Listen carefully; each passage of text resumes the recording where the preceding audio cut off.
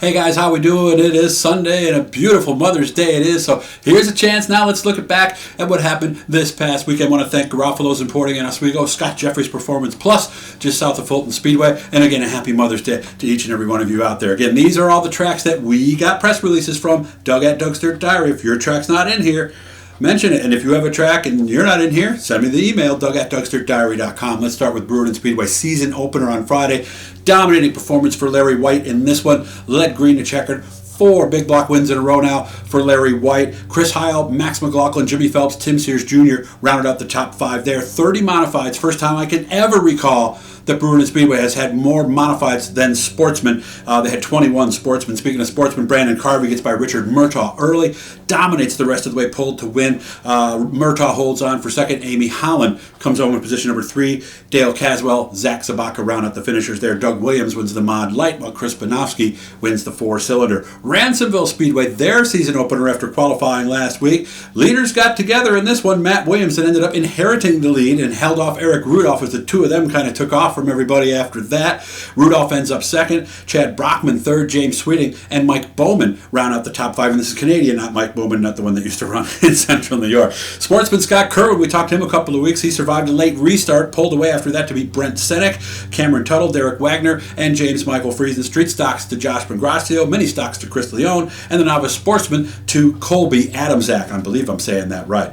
Outlaw Speedway on Friday night, they're new this week. They sent us a press release. Jeff Daughtry, I believe is how you say that, wins his second of the season over A.J. Piotrowski Jr. Bobby Barron comes home third. Brady Fultz and Phil Vigneri the third round out the top 5. Dale Welty dominated the American Racer Sportsman race, while Alex Payne won the Hoosier race. I believe that's number 2 for him on the series, or excuse me, on the season. Rob Doolittle won his second in the 4 cylinders. James Randall wins the 600 modified race, while Elle Grant makes it 2 in a row for the Bandits. That's Jimmy Grant's daughter. Nice job. Some good genes there. Fulton Speedway. Ronnie Davis leads early, but Tim Sears Jr. got him in traffic. Did a nice pick move from what Dave Medler said in his press release.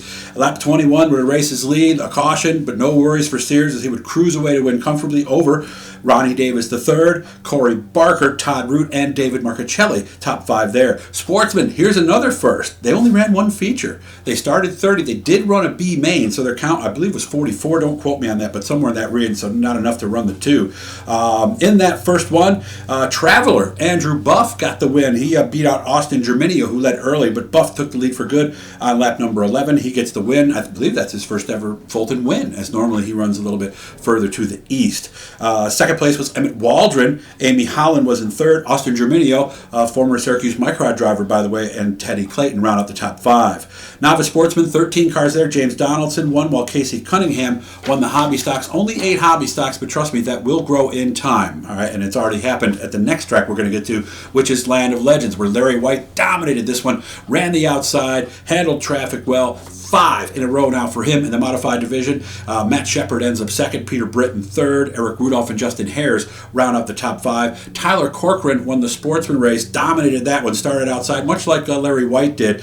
Second on the weekend as he also won at Can-Am, but I didn't get a press release from you guys, so send it to me and we'll get you on this next week. Brandon Griffin rebounded from a sealed tire. He had a tire that sealed the week before, and then on a restart he ended up being a sitting duck, fell back Darryl Ruggles, so reversed the top 2 this week as Griffin, Brandon with a Y, by the way, beats out Darryl Ruggles to get that one. Alicia Bay made a nice move over in turn 3 to go from 6th to 3rd. That's where she finished. Jason Whipple and Bobby Perro round up the top 5. The Ovens Memorial was a big race for the street stocks, and what a race it was. Adam Depew was hoping to win on his sponsor's night. He works for iFreeze. He's one of the managers there. He led early, but Jimmy Grant got him 4 wide. They went in turn 4. Grant was third up from the bottom, made the winning move, survived a late red flag as it was a big crash over in turn 3. Jimmy Grant gets the win. Adam Depew second. Rick Kriegel, nice job by Kriegel. Mike Welch and Mark Manutla round up the top 5. Wayne Ellison won his second in a row in the hobby stocks, and what I was telling you about the hobby stocks, 17 cars, so Canandaigua, it's really working out there. Genesee Speedway, Rich Flex sent me a press release. Jeremy Wonderling won the Rush Late Model feature. James Harbison in the Dirt Car Sportsman. Tony Kemp in the Street Stock. DJ Williams in the Mini Stock. Allison DeWitt wins the Novice Sportsman. And of course, that DeWitt name out there, you know who she's related to, so she's growing up around this, obviously. Bryson Hill wins the Bandit race. Nick Groff won the NY6A Micro Sprint feature. Merrittville will finish there. Gary Lindbergh led early in the mod race, but Matt Williamson passed him as Lindbergh hit slower cars, got held up a little bit, and then then he drove away after that, getting the win. Ryan Susie made a last lap pass around Lindbergh to get second. That was his third straight runner-up finish out there at Merrittville. Cool place if you've never been there, by the way. Danny O'Brien, the Pocket Rocket. Nice to see he's healthy and running again. He was fourth. Chad Chevalier was fifth. Cody McPherson wins the Sportsman. The Hoosier Stock Race goes to Dave Bailey. I also wanted to give a shout out here to a friend that we lost over the weekend out at Atlanta, Legends Raceway. We did a nice tribute to him, leaving a spot open for him in the first victory lane of the night. We all looked up to the heavens to say rest in peace to Don Romeo, one of the best racing photographers out there. Worked with Don for several years out there at Canandaigua. You will be surely missed, buddy, and enjoy taking pictures up there, man. So that's our race report. Again, thanks to Garofalo's Importing and Scott Jeffries Performance Plus, and all of you who have helped me out along the way. There's been a lot of you who have helped just by handing me a few bucks here and there. It really matters, and it's helping us climb out the hole. So hit the blue E down there in the corner, guys. Make sure to come back. We're going to be trying to do this each and every week. We're going to do something else with somebody else, but you know how that goes. A lot of people talk about doing stuff in the off season, but when it's time to produce, they fall off. You guys have a great week, and again, happy Mother's Day to all the mothers out there.